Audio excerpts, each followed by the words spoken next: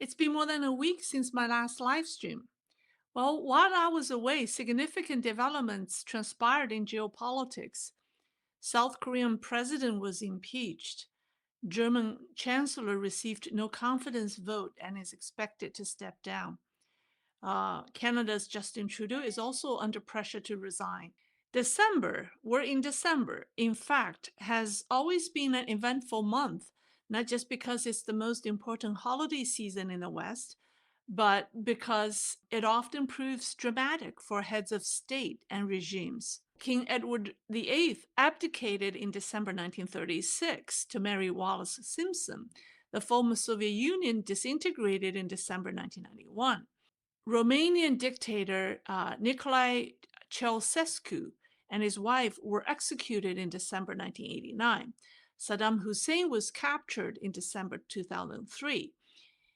And this December, Syria ended Assad family's 54-year tyrannical rule. Also this month, the U.S. government is undergoing a power transition between the two administrations. The CCP is also experiencing a transition through internal struggles. Anti-Xi forces are quietly making moves against Xi Jinping, even though no apparent leader has emerged. I call them the hidden forces against Xi. Xi Jinping and his loyalists are losing power and on their way out, and the anti-Xi forces are gaining traction. In fact, I believe those opposing Xi want to create some momentum before Trump is sworn in. They have been playing offense, but we don't know who they are.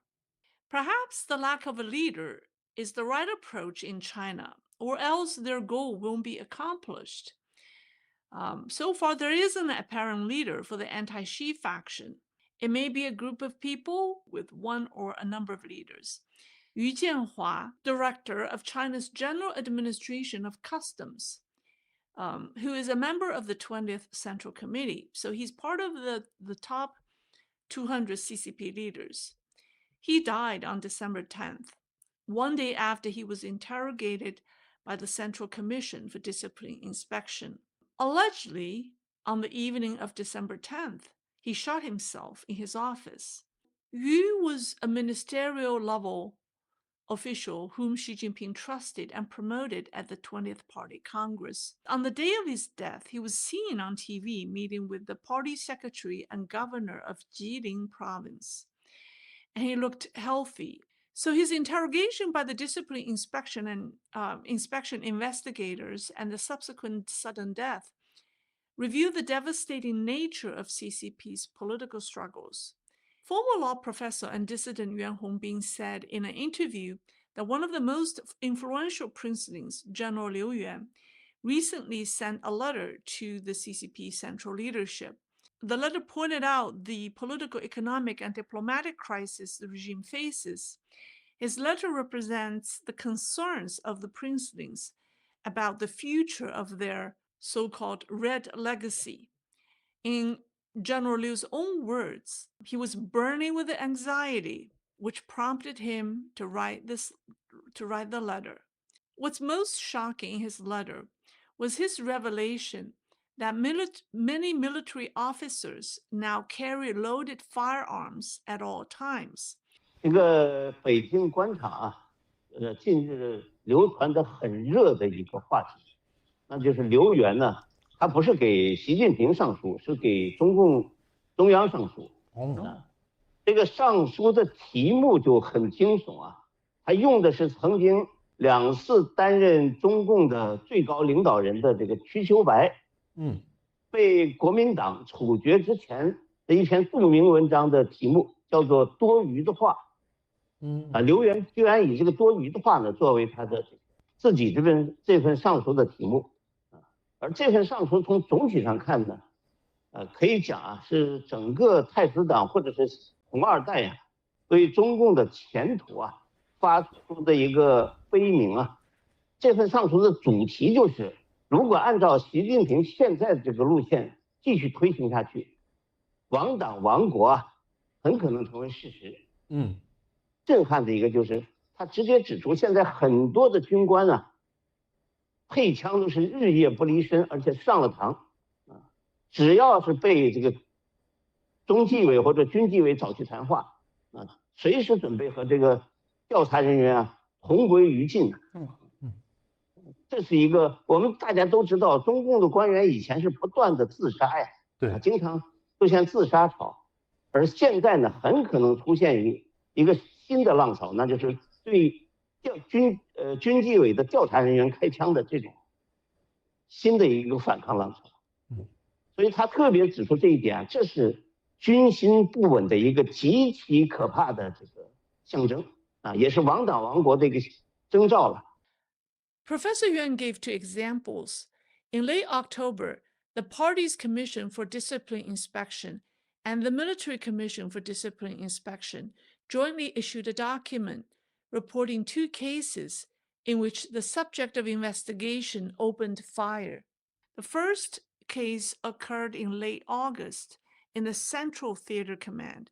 A logistics officer holding the rank of colonel, whose last name was Liu, was approached by the Military Disciplinary Committee for investigation.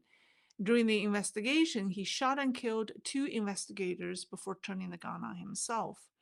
The second case took place in early September.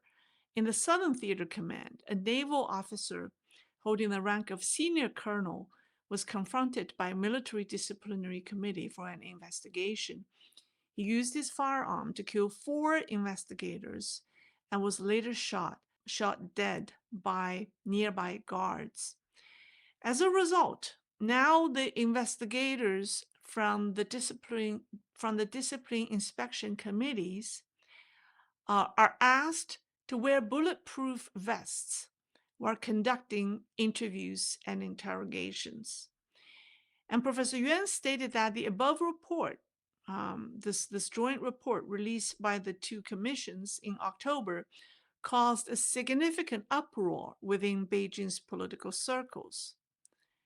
And I think it's one of the signs that the regime will not and cannot last very long from here on.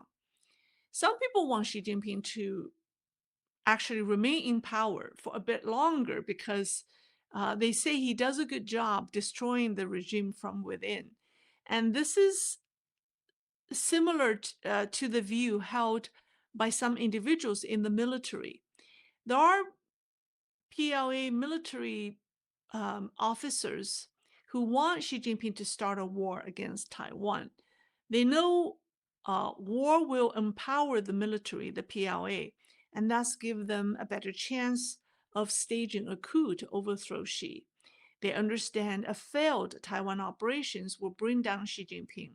This is precisely the view held by Admiral Miao Hua and the reason he is sacked. Now, think about it. Miao can be alone. There must be many PLA officers who shared his view. This creates an impossible predicament for Xi Jinping.